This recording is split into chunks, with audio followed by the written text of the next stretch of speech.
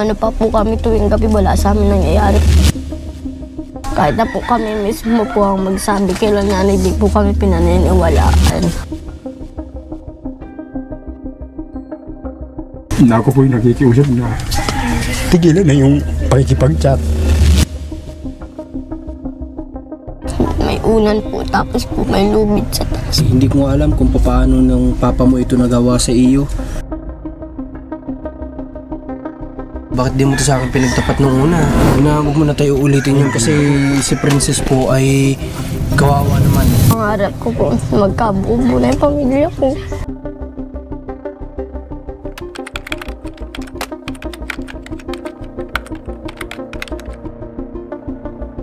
Hello guys, magandang hapon po sa lahat. Ngayong araw, andito ulit tayo sa Barangay Calabaka. At makikita nyo, umuulan ngayon kaya nandito pa kami sa loob ng sasakyan. At bibisitahin natin ngayong araw si Tatay Arlon. Ayan. Sa mga nakapanood kay Tatay Arlon, maraming salamat po sa suporta din na ibinigay nyo. Kasi sa ating Facebook page ay halos umabot din yata ng 300,000 mahigit yung kanyang views. Kaya maraming salamat din sa sumuporta sa ating Facebook page, sa mga vlogs natin doon. Thank you po. At ngayong araw ay nandito yata yung kanyang mga anak. Pinuntahan ni Renz kanina before umulan. At sabi ko huwag mo nang papaalisin para nang sa ganun ay makausap natin, di ba? Kasi hindi natin nakita rin na meet yung mga bata nung nakaraan. So wala naman daw yatang pasok ngayon. Kaya makakausap natin sila. Okay guys, at tumigil na yung ulan kaya pasok na tayo dito. Andiyan kasama ko si Renz. At syempre dapat may pasalubong din tayo ngayong pagbisita natin kay Tatay Arlon. At saka meron tayong big surprise sa kanya, pero siguro sa ngayon ay hindi ko pa ilalabas, ano. Pero marami na din nakakaalam na itong big surprise para kay Tatay Arlon. Pero kami sa ngayon hindi naman na namin sasabihin siguro sa kanya. Dito pala si Tatay Arlon, no. Ay, baka magkapuno, naulan pa naman na yun. Ha? Naulan pa naman. Kamusta tatay? Medyo okay naman na po yung pakaramdam. May wheelchair ka pala tayo, no? Ay, ito baga po ay hiniram ko lang doon sa akin lula. Hiniram? Oo, doon sa namatay kong lula. Hindi, baka bigyan na yan.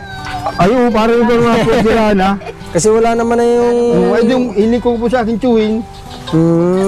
Sira anak mo ngayon tay? Nayan po. Alin anak mo ito? Yan po dalawa. Oo. Doon tayo sa bahay. Kaya ba tayo doon sa bahay nyo? Kaya ba? Kaya naman po. Tulog mo ako dito. Tara, doon tayo sa bahay niya. Tulak mo siya si papa mo. Naulan po yan. Naulan nga lang nga. Natulo ba doon? Ayan, natulo baga po doon.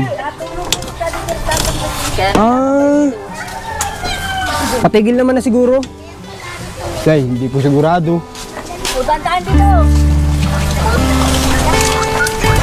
Ito yung anak pala ng tatay. Kaya? Kayang kaya. Sa naulan baga kuya. Aabutin na tayo ng ulan.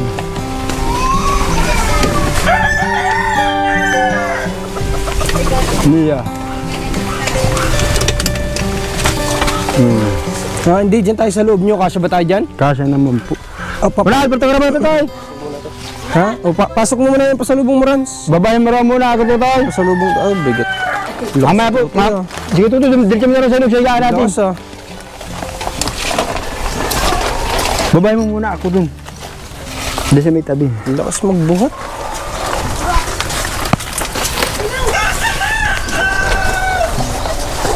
Yan na lang. Okay lang siguro. Salamat, Tol.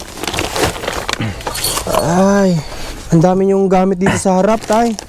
Ay, wala nga pumapaglag dyan, yung mga damit na yan. Halika, pasok ka. Sino mas panganay dito sa dalawa? Yung pong lalaki ko. Ay, yung lalaki. Sige nga, pasok dito ka na tayo, ha? O, sige na po. Dito tayo sa bahay nyo para mas maganda ang pwesto natin. Grabe yung ano. O, dito. Buksan natin ilaw nyo, ha? Huwag mo ito, edi po hinala. Yan. Baba na kayo dyan. Baba ka dyan. Appreciate po ng magkakapatid mo dito. Dito ka tayo, dito ako. Gusto ka dyan.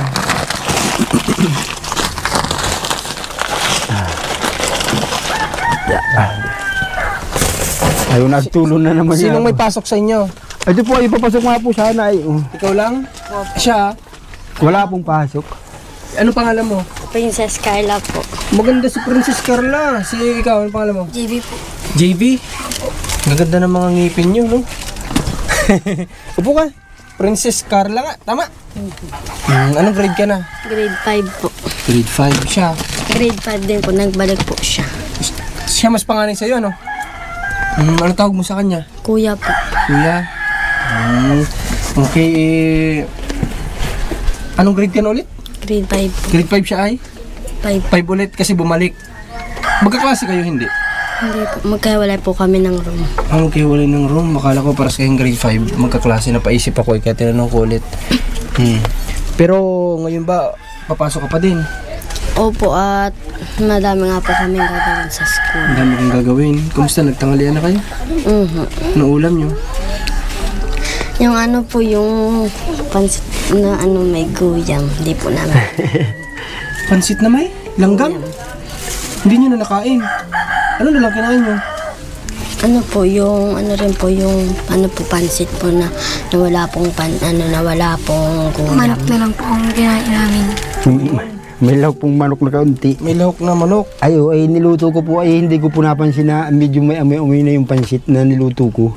Ay nung napansin ko pong may amoy na nung makain na kaming mag-aama.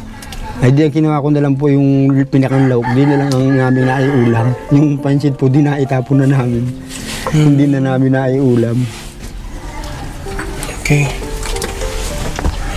May baon naman kayo, Princess. May binabaon naman kayo. Opo. Naman. Kumusta naman pag-aaral mo? Ayos lang po. Okay naman. Gandang bata ka ah. Nakapag-aral pa rin po kahit ganito po ang pamilya ko.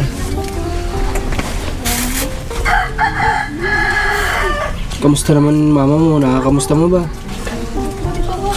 Maiyak na si Princess. Halika, Princess. Halika. Ito ka. Ito ka kay kuya. Huwag kang mailang sa akin, ha? Itong batang to. Ibig sabihin, hindi. May pinagdadaanan kasi sila sa pamilya nila. Hindi ka naman binubuli ng mga klase mo. Pinubuli po paminsan. Ano sasabi sa'yo? Sa hirap nga po ng buhay ko, hindi porket nga po kulot ang buhay. Wala akong kulot salot. Dito sa... Dahil po tagal ko na rin po pinangarap naging mag-extra ng buhok ko. Simula ganito na ito. Bakit parang ang nipis niya dito?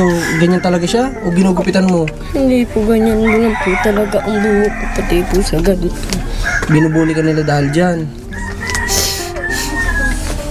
Dito sa bahay niyo, hindi ka naman binubuli. Hindi po, at marami naman po ako nakikilala dito, nakikikalaro ko na yung mababait po.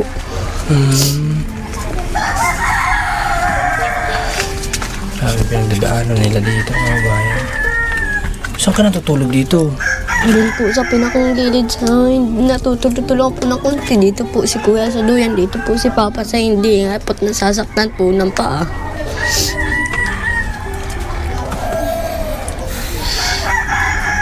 Saan dito may tumutulog banda? Ano po kayo? At nandiyan Sabi ko nga po may sahod na kuhan planggana. Grabe.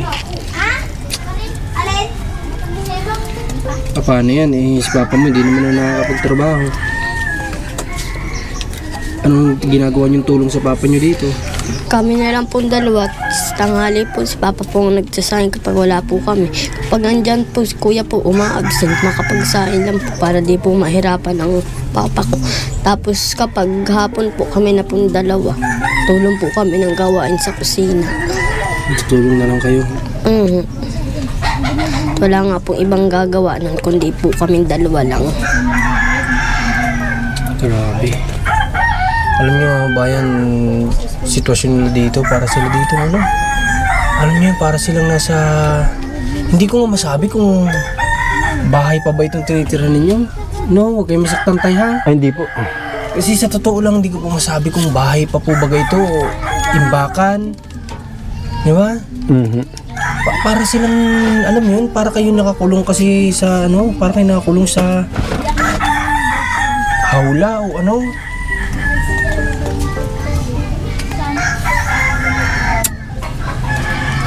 Wala ba kayo dito, Princess, ano? Ibang matutuluyan? Wala po. Sabi po kasi ng kapatid po ng tatay ko, just gusto daw po ng kapatid ng tatay ko kuhaan si Papa. Tapos po, sabi po naman namin, tuwing Biyernes ng hapon, pupunta na lang po kami ng Binangangan, uuwi na lang po kami ng hapon ng Biyernes, ay ng hapon ng Sabado, ay ng Linggo po. Ibig sabihin, si Papa mo kukunin ng kapatid tapos kayo dito? Tapos uuwi na lang kayo doon? Kaya nyo magkapatid dito? Biyernes, opo, kaya po namin. Kaya po nung na-hospital si Papa. Kayong dalawa lang dito? Ay, grabe. Sino kasama niyo pang matutulog dito ng gabi nung na-hospital yung Papa niyo? Kayo lang talagang dalawa? Tapos po nung kinuha na po kami nung pinsan ko po. Ay, grabe. Kayong dalawa lang pala dito natutulog. Hindi kayo natatakot? Hindi po, nasanay na po kami sanay na po kami.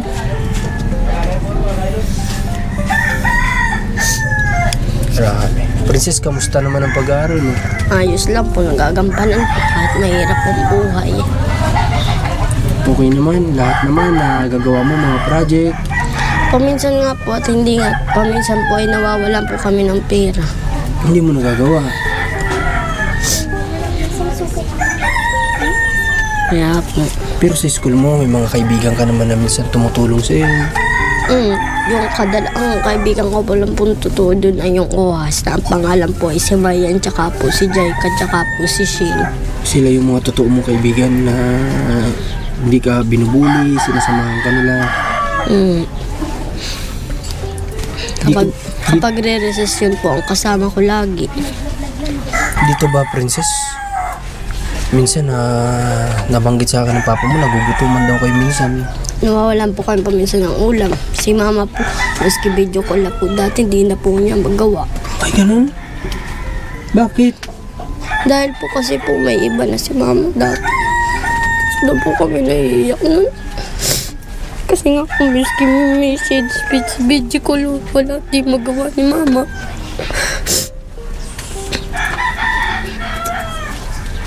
Grabe.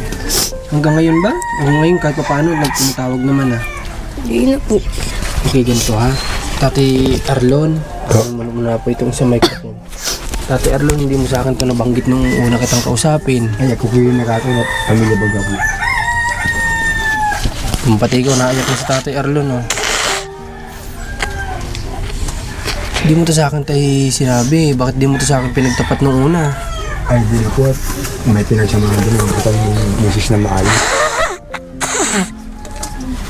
Kaso nga lang, tay, ibig sabihin ba niyan, sa madaling salita yung totoo, napapadalan pa ba kayo ng mama nyo ngayon?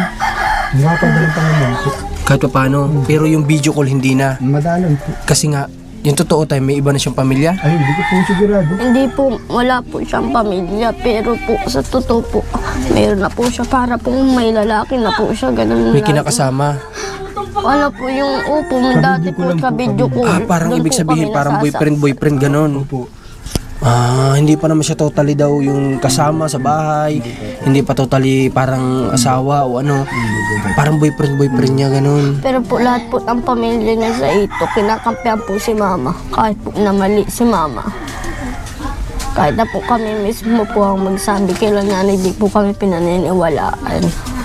At bata pa nga daw po naman kami na para magsabi ng hindi totoo. Hindi daw po nila nanay. Pero Princess, paano mo naman nalaman yung ganun na sitwasyon ni mama mo? Kasi po dati nung may cellphone po ako, lahat po doon naka-screenshot, hindi nababasa ko nga po. Nababasa mo yung chat nila? Dahil yung account niya naka-open din doon, ganun ba?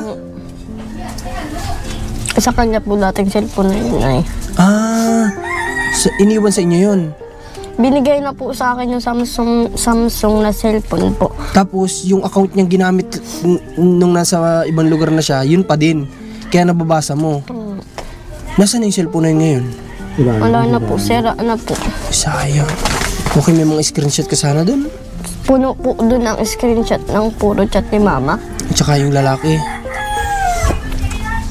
Sana po, wag naman sanang dadating yung time na malalaman po namin na magagalit yung sa side ng mama nila, kasi ang mas tingnan din po natin sana yung sitwasyon po ng kanyang mga anak dito na naiwan. na nahihirapan dito sa ano nila, sa kung nasa saan sila ngayon at nasasaktan yung mga bata dahil sa nalalaman nga nila na kumbaga hindi nabuo yung pagmamahal ng mama nila dito sa papa nila, di ba? At saka syempre natatakot din sila siguro na masira yung pamilya nila. Ganun lang naman po iniisip ng mga bata. Kaya wag po ko sana sasamahin loob niyo sa mga bata na ito kung ano may sinasabi nila ngayon. Unawain po natin kasi may damdamin din po itong mga bata. Hindi mo po ito alam niyo po, ganito ang lagi kong sinasabi. Ang bata na kagaya ni Princess, hindi niya hayaan na masira yung magulang niya sa harap ng ibang tao na kung pagsisinungaling yung sasabihin niya, di ba? Bakit mo naman sisiraan yung sarili mong ina, di ba? Kung hindi totoo, ano? Kung mag-iimbento ka lang, ano? Kaya ibig sabihin, totoo lang yung sinasabi nila. Ako naniniwala ako sa ganun na hindi mo kayang siraan yung magulang mo ng kasinungalingan kung sa ibang tao, kung magsisinungaling ka lang, di wala ka namang mapapala nun, masisira lang magulang mo, di ba? Pero kung totoo talaga yung sinasabi mo, tandun talaga, masasabi mo talaga kasi yung totoong nangyayari yun. Okay, pero ikaw ba, ano sanang pangarap mo sa buhay? Sana po pangarap ko po magkabuo muna yung pamilya ko. Umuwi yung mama mo? Tsaka po yung kapatid ko na may anak na. Bakit hindi ba siya dito umuwi? Nauwi po yung tuwing Pasko, pero po si mama kahit yung birthday ko, ilang years na po na hindi ko siya nakakasama. Hanggat na magbata ako, si papa po nagpalaki sa akin. Ibig sabihin matagal lang wala dito ang mama mo? Babalik-balik naman po. Pero umuwi dito hindi? Nauwi naman po. Hindi ko po napuno pag nauwi. Tulad po ngayon, isang taon na nga po manit na hindi nauwi. Na hindi nauwi. Ito nga po, kailangan trabaho mo na sa doon at wala naman po kami kakainin na. Hindi naman po nagkulang yung asawa ko ng padala. Sa ngayon hindi naman. Ang totoo po niyan, yung pong sinasabi po nung anak ko na tungkol po sa asawa ko, yung setup, ay sa akin lang po nalaman ng anak ko na pag kami po nagtatawag sa cellphone na ako po yung nakikiusap na tigilan na yung pakikipag-chat sa iba at talaga naman masama at dahil may asawang siyang tao, doon po kami laging nag-aaway. Pero kahit po ngayon malaman ng asawa ko at talagang marinig niya, hindi ko po sigurado kung buong pa ang pamilya ko ano na. Totoo yun, Tay. Wala ka nang kasiguraduhan sa ngayon. Wala po. Kasi po, sinasabi nga ni Princess. Suntok po siya buwan. Totoo yan, Tay. Kasi Tay, malayo kasi kayo sa kanya. Hindi nyo na alam kung ano yung ginagawa niya. Hindi nyo na alam, lalo na kung may mga ganun kayo nakita dati. Hindi ko na po sigurado kung buong pamilya. O ano na. Grabe naman yan. Kaya po ngayon, lugod ko hindi tibayan. Para ako'y mabuhay, para sa mga anak ko. Kahit umarinig yung side ng asawa ko, totoo lang po yun, sabi ko. Sa ngayon po, hindi ako sigurado kung buo pa. Dahil po, isaluban po ng 1 linggo. Mayurti na siyang isang beses tumawag, isang beses mag-chat para kami kumustahin. Dahil lang lagi niyang sinasabi, lagi siyang busy sa trabaho. Grabe naman yun. Kahit po malaman niya, mapanood niya itong aking sinabi. Totoo lang po. Alam mo, Princess, sa totoo lang, humahanga ako sa papa mo. Kasi hindi ko alam kung paano ng papa mo ito nagawa sa iyo na kahit na wala na yung mama mo, nandito pa din siya para sa inyo magkapatid, di ba? Kasi sa totoo lang, sinabi ng papa mo kung di lang daw dahil sa inyo, matagal na siya nagpakamatay. Opo. At kung magpapakamatay na po siya, nung may naputol na po ang paa niya. May unan po, tapos po may lubid sa taas. Muntik na po yung magpakamatay. Tapos pila ako po nakita, tapos pila ako po pinigilan. Sabi ko, Papa, huwag ka naman magpakamatay. Grade ano pa lang po kami. Marami pang pangarap po sa buhay na nandito kayo. Ay, nakita mo? Saan banda si tatay nagtatali nun? Sa ganyan po. Pero hindi pa dito sa bahay na ito? Opo, doon po sa kabila. Grabe, Tay. Tay, yun lang yung isa sa request ko sa nung una, di ba? Sana tay ay request ko lang sa'yo, sana tay wag mo nang gagawin ulit yun, ha? Ay, di na po, lalo na ngayon. Wag mo na tayo ulitin yun kasi si Princess po ay kawawa naman. Ano tay? Hindi na po mangyayari yun. Lalo na ngayon. Okay tay, pero ayun, Princess, natutuwa naman ako kasi tinutuloy-tuloy mo yung pag-aaral mo kahit na mabigat yung pinagdadaanan niyo sa buhay, ha? Wag kang titigil, ha? Sa pag-aaral, ha? Dire-diretso lang. Kahit po nila ako minamalito, okay lang naman po. Pangarap ko lang naman po sa buhay Makapagtapos. Kabuo ng pamilya ko at makapagtapos para po sa susunod. Ako naman po magtatrabaho, sila papa naman po magiging haba ang buhay. Tama yun. Tay, grabe ang pangarap ng anak mo, no? Ayaw po. Makakuha po talaga sa akin mga yan. Mataas pangarap na anak mo, tay, kaya sana nandiyan ka lang lagi para sa kanila. Huwag mo nang ulitin yung kung ano man yung nakita ng anak mo dati sa'yo, ha? Na ginawa mo, ha? Malabo na pong mangyari. Yun lang naman yung kailangan ni Princess kasi ikaw na lang po yung pinanghahawakan nila, wala nang iba. Yung mama nila malayo. Tapos wala pang kasiguraduhan, kayo na rin na nagsabi kung buo pa ba kayo o hindi. Okay, so tayo may dala-dala kami dyang bigas, tapos bigyan ko din ng kunting pang allowance itong mga bata, guys. Kawawa po ay. Noong nakaraan nagbigay tayo din ng cash kay Tatay Arlon, tapos ito magkapatid bigyan natin ng pang pang allowance nila. Bigay ko sa papa mo, ha? Tapos siya nang bahala magbigay sa inyo, ha? Tay, lagdag mo dyan. Lagdag mo doon sa naibigay ko sa inyo nakaraan para may pandagdag din kayo sa pambaon-baon ng mga bata, ha? Okay, at paano? Papasok ka pa, ano? Di ba? Opo. Okay lang ba? Sabi mo, paalam ka na lang sa teacher mo, ha? Sabi mo, nagbisita po kasi yung tumutulong sa amin, si Kuya Marcos. Ngayon lang po kasi niya ako nakausap. Ha? Ngayon po naman, wala po kaming gagawin. Bukas Wala po. naman. Opo, bukas po, meron na po. Okay. Ibig sabihin, naghahanda lang kayo ngayon ng gagawin niyo bukas. Opo. Kaya nasabi niya kanina na maraming gagawin kasi may pinaghahandaan sila para bukas. Okay. So, itong kapatid mo na si, ano pangalan? JB po. JB. Halika JB, tayo ka, upo ka. Ikaw naman JB, ano naman natutulong mo dito? Mahihain si JB? Sobrang pong mahihain yan. Sobrang mahihain. Yan po ang kapatid ko kapag wala pong pera si Papa. Siya po nagbubuhat kahit isang sakong yung binubuhat niya po, makatulong na po kay Papa, makabigay po ng pera, pambili dati ng bigas, ulam. Nakikitrabaho siya? Opo. Ay, grabe. Sa Siya edad po ang naghahanap buhay sa amin sa edad niya pong 14. Ay, ganun. Sige, hindi ko muna kakausapin si ngayon at medyo hindi pa siya sanay sa atin kasi bago pa lang. Pero sana sa susunod makausap din natin siya para makakwentuhan din natin, di ba? Para maging magaan din yung loob niya sa atin. Ngayon kasi nahihiya. Huwag ka na sa amin sa susunod mahihiya, ha? Parang kuya mo na lang kami. May isa pa ako sa yung tanong, Princess, di ba? Kakawala lang ng isa mong kapatid. Close ba ikaw sa kanya? Yun po, sa magkakapatid po kami. Ang kapatid ko po lahat ay 5 lalaki. Yun po ang pinakang-favorite ko po. Yun po. Na kapatid? Opo, kasi po simula nang nawala siya, iyak po ako. Kasi nga po, tuwing wala po si Papa, siya po nag-aalaga sa amin.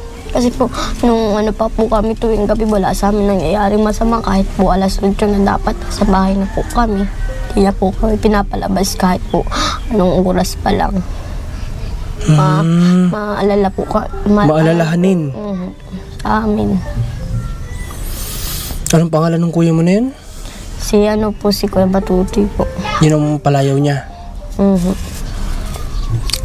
Okay, so Mark ang pangalan niya? Opo, Pares pala kami. Kasi yun ang totoo kong pangalan, ha? Ipapaalam ko din sa inyo, ha? Pero Marcos ang tatawagin sa akin, ha? Kuya Marcos. Na yung kasi yun yung iniyakan din ni Tatay Arlo no nakaraan kasi nga kakabago lang din kasing pagkamatay ng kapatid nila. Tapos kasunod ng pagkaputol ng mga paa ni Tatay Arlon, alam ko maaaring close din sa may mga kapatid kasi na hindi close, may kapatid na close, pero si La Princess daw close sila. Paborito niyang kuya yon si Batutoy. Yun ang pinakang paborito niya na kuya, kumbaga. Pero sa papa mo naman nung maliit ka, paanong pag-aasikaso ginagawa sa inyo ng papa mo? Yung simula po nung dito na po ako nag-aral na. Siya po ang nagpalaki sa akin. Si mama po nung miski ito yung birthday ko, di po siya nakauwi. Para po sinasabi niya busy sa trabaho kahit hindi naman po. Para po yung kachat niya po. Doon nakapokus. Opo, hindi po. Kaya ibig sabihin sa madaling salita, lahat talaga si Tatay Erlon ang talaga nag-asikaso sa'yo. Opo, kahit po hirap si Papa sa ilog, tinutulungan po namin. Sasama po kami pangunga ng sasa. Alam mo mga bayan, ang babata pa nito. 5 years old, grade 5 pa lang itong mga to, pero na-i-experience na nilang sumama sa tatay nila para magtrabaho. Kagaya nung nagsasasa, tapos ng ng kasag, mga ganyan, alimahong kasag. Opo, tinutulungan ko po si Papa Si Papa po, ako po ang nagbababa nung bubo dun sa ilog po. Tapos po pangunguha ng sasa, pangunguha ng paggagawa ng pawid, tinutulungan ko po si Papa. Grabe. Tapos yung kahoy dyan, nakita ko nung nakaraan, kayo daw pala sabi ni Papa mo naghakot magkapatid. Yung kahoy na yan. Yung nakatambak. Yung nakatambak dyan. Yung magkapatid na itong magkunlan. Grabe. Sakripisyo po talaga. Pero ano ba yung kahilingan mo sa mama mo? Sige, mali mo mapanood niya. Anong gusto mo sabihin sa kanya? Sana mama, uwi ka na dito. Namiss namin na malaki na mama. Yun naman po, pangingiling ko na magkabuo ng pamilya ko kahit wala si Kuya Batutoy. Ngayon nga, sa hirap ng buhay namin ngayon, hindi na namin nagkakampanan paminsan ng pag-aaral namin dahil nga sa nawawalan ng pera si Papa, di kami nakakapag-almusal. Pinapapasok ni Mama, ni Papa. Ano pangalan ng mama mo? Yung palayaw? Ano po? Wala po siyang palayaw. Sige, alam naman niya yan. Ang Tatay Arlo na iyak din. Okay lang, tay. Ganito, tay. Ikaw tatanungin ko, tay. Gusto mo din, siyempre, alam ko, gusto mo din makasama ang asawa mo, ano? Ay, opo. Lalo sa ganitong sitwasyon mo, ano? Ganito, Nay. Alam ko naman, kailangan din nila ng padala mo. Pero, Nay, kung bibigyan ba kita ng pagkakataon na umuwi dito at bibigyan ko kayo ng pangnegosyo, pangsimula, uuwi ka ba para dito sa pamilya mo? Diba tayo? Kasi pwede ko kayong bigyan ng pangnegosyo para wala nang kailangang umalis. At least may nag-aasikaso sa mga bata, kala Princess. May katuwang ka dito sa pinagdadaanan mo, Tatay Arlon. Kaya kung yun lang po ang gusto ko sa iyong sabihin, Nay, kung bibigyan ba kita ng pangnegosyo, uuwi ka ba dito sa pamilya mo o mas pipiliin mo pa rin ang magtrabaho? Kasi si Princess gusto kayo makita, miss na daw kayo. Kaya sana mabigyan mo ng pagkakataon itong mga bata. Bisitahin mo po, tapos pag-usapan po natin kapag dumating kayo dito. Yun lang po. At okay, sige Princess, alam ko papasok ka pa eh. Mag-asikaso ka na, ha? Mag-asikaso ka na. Bukas na lang? Wala rin po ginagawa siya. Okay. Bata ka pa kasi para dito sa buhok mo ay. O pwede ba nating ipaunat yan? Ha? Gusto mo? Kaso okay lang kaya kasi bata ka pa? Okay lang kaya? Klase ko po, grade 5 pa lang po. Naayos na. Okay, sige, hayaan mo. One day, pupunta dito si Kuya Marcos pag wala kang pasok para ipaunat natin to, ha? Ha? Sasama ka sa akin, ha? Okay, kasi binubuli nga daw siya sa buhok niya ng mga estudyante. Maigi na rin yung confident siya na papasok sa eskwelahan, di ba? Yung talagang hindi siya may ilang na baka tatawagin na naman siyang ganyan o ano.